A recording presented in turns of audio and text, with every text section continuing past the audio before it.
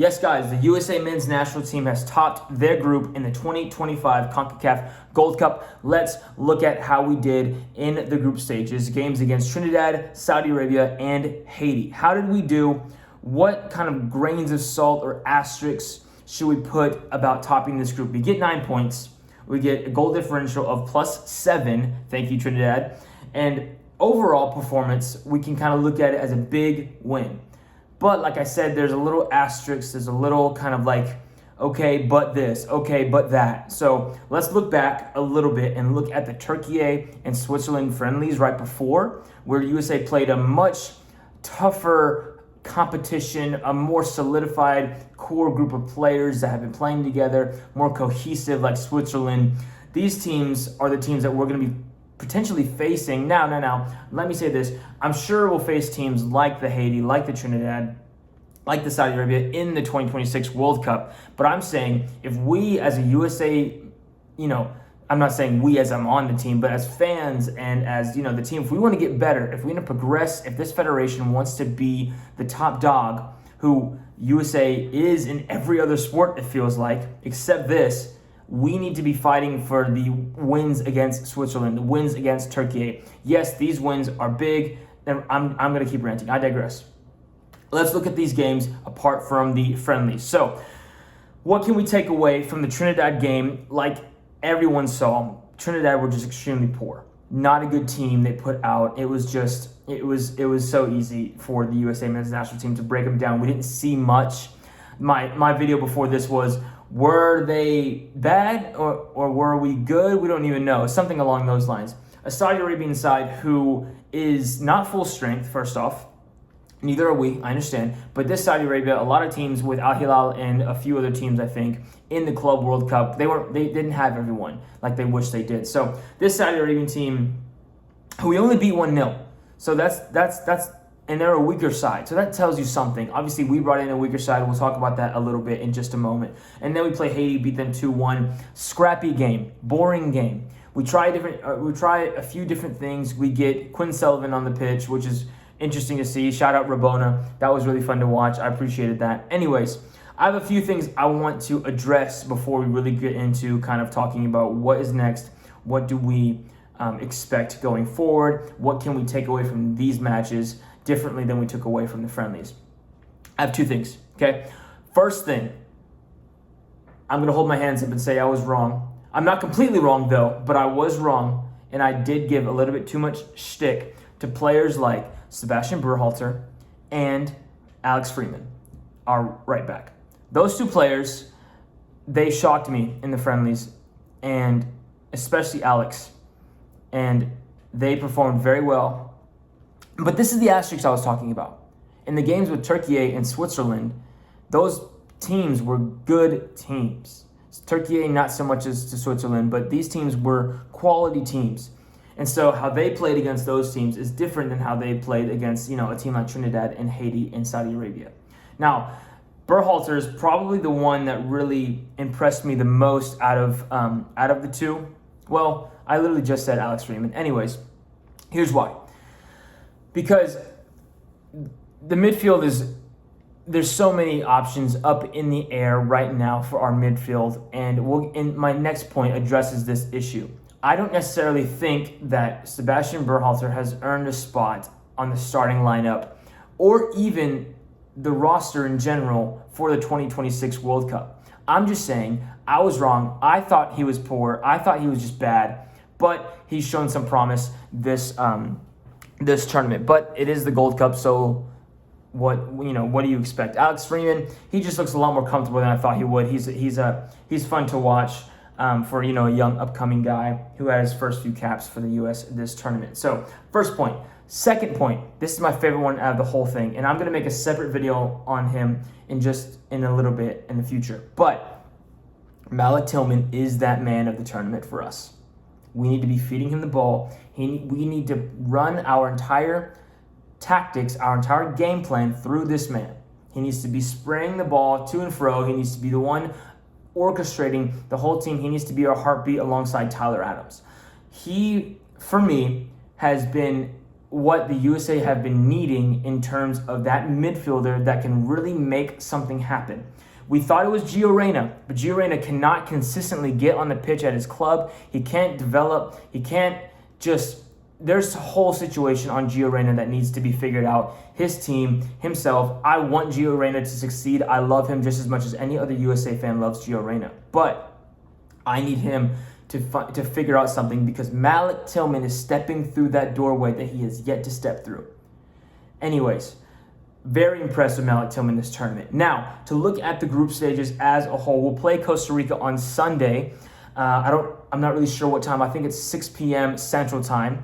Anyways, but if we're looking at the game like Trinidad, we rolled through them. Nothing to really take away. I said that in the match review was they were very great, and neither were we, but we were just better, if that makes any sense. But weirdly, if you've watched the game, you know exactly what I'm talking about.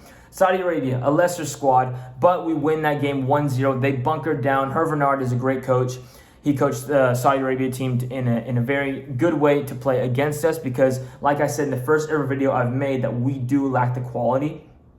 Ajimang is not there for me. It's a shame that Haji Wright had to leave camp because of his Achilles. I pray that he gets better very soon. I'm not too sure what was wrong with Damian Downs the last match against Haiti, but he was missing it. I'll figure out some updates to see if he'll be there for the Costa Rica match, because I really would love to see more of him. He got a few minutes, but I don't know. For some reason, I feel like there's something there that he can just pop out of nowhere and be like, hey, I'm your 9, instead of Ajimang, who is just... I won't even address in this video. So, and then the Haiti match, this match was scary because it felt a little complacent. Yes, we made a few roster changes, but I just felt like there was more to be, desired. Matt Freeze, I was happy that he's having, hasn't really had to do much this tournament, but I was happy that he was kind of, getting into a flow, and I was like, okay, Matt Freeze might take Matt Turner's spot, or what's this new goalkeeping situation like? And then he does that against Haiti, and then we're all back to be like, okay, well, Matt Turner probably would have done that too. So it's like, that's a whole thing. The United States has a major goalkeeping problem. That's just a point from a random thought. Anyways, all in all, these 3 matches told us a few things. Told us we have a decent squad in this Gold Cup, considering it's our opposition in the tournament. Canada drew Curacao, who outplayed them in the whole second half of their match. And then, Mexico and Costa Rica, they're going to have they had a match who was just tooth and nail, honestly. It was really fun to watch, I won't lie. Just 0-0. Santi Jimenez, he had a great chance. I haven't watched a lot of Panamanian games this tournament, but the opposition that we're facing, I feel like we could win this thing. I'm not saying we have a great squad out there right now, but I feel like we genuinely could win this thing with what we're learning from our team. Diego Luna's playing good. Malik Tillman is phenomenal, and Chris Richards is doing fantastic work. I want to see Tyler start more. I'm not sure why that Berhalter and Luca De La Torre is starting over. One of those is starting over Tyler. I'm glad Tyler started. I just feel like he is. You guys know my thoughts about Tyler Adams. He's my captain for the USA every single time he's healthy. Easily makes everyone better around him. He just brings the team up another level. I wish Johnny was in form with the national team, because a Tyler and Johnny double pivot, for me, it just screams like greatness. I don't know why. I just feel like that is a golden midfield. Just doesn't really cultivate on the pitch. Anyways, looking forward to Costa Rica. A few things. I am excited for this match on Sunday. Mainly 2 reasons. They have 2 of their best players. I forget their names, but they got yellow cards against Mexico last night, and they will miss Sunday's match against the United States. That's a big advantage for us, because if that wasn't the case, I would seriously be considering Costa Rica as a slight, maybe favorite, just because they've seemed much like Costa Rica and Dominican Republic have been my 2 favorite teams to watch that aren't USA this whole tournament, because they've just been fun. They've really tactically done a good job. Anyways, Costa Rica will be missing those 2 players, and I think it's going to be vital for us against them to beat them, because if that wasn't the case, I feel like it would be a lot tougher of a match for us to do. Anyways, so looking into that, I'm thankful that we have, some breakouts, some people really starting to solidify their spots. Like I said, Malik Tillman, Chris Richards, and even, of course, Tyler Adams. He was always there. So a few standouts from the Haiti match, because I didn't do a review over that, or the Saudi Arabia match. I thought Quinn Sullivan did fine. He's more of a winger than Jack McGlynn. Everyone knows this. That's what every single person out there has been talking about. And it was good to see him on the field. I never want to see Brian White in the USA men's national team shirt ever again. Anyways, to sum all this entire rant up, I think we have a good chance at this tournament. I think Mexico's underperforming, respectfully. I think Canada is beatable. They're missing a few players, so are we. I think Panama, they're always a banana skin for us if we end up playing them, in the knockouts.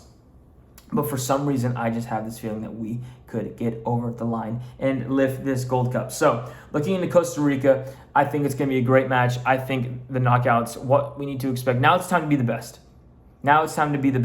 This is what knockout football is all about now. It doesn't matter about draws. I understand we won every single one of our games. But if you were going to win a tournament, no matter what, World Cup, Nations League, Gold Cup, whatever it is, it's time to be the best in the knockout rounds. Everyone knows this. So let's pull it out. I want Malik Tillman to start every game. I need Pochettino to just treat him like he is our star player, like he is our Christian Pulisic this tournament. Like, genuinely. I do think that he's a player. I think that there's a player in there. I think, obviously, we've seen it. Of course there's a player in there. I just think there's a star waiting to be born inside of Malik Tillman. I don't mean to be biased as a Spurs fan. Pochettino did say he did coach Spurs at one point. He did say he was very reminiscent, and then it feels like a Dele Alli kind of player, and Dele Alli was a whole reason why I started supporting Spurs in the first place. That's just a side note. Let me know your thoughts on how we did in the group stages. What did we learn? What do you think we need to take into the Costa Rica match? What do you want to see in the Costa Rica match, and your score predictions? Thanks for watching. Let's go USA.